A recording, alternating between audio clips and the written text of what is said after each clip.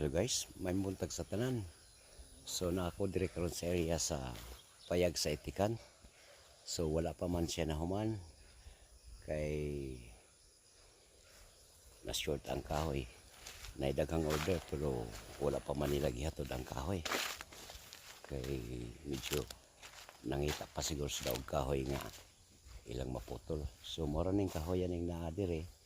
So og itupod nila itaod nila ni karon kulang kayo. Ma-short sila sa kahoy. So mo ni siya ang gipalayout na ko para sa kulungan sa itik para paitugan.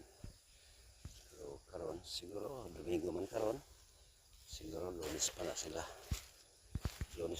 magsugod kay magkakapos sila kahoyon niya kasi madaghan-daghan na. So tama na sa ilang itaod para maglaog mapon.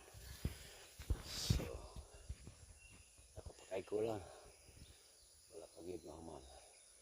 So karon mananom ko tilig tamnan ako ng bulat para hindi para na ako'y bulak ang kulungan sa itik.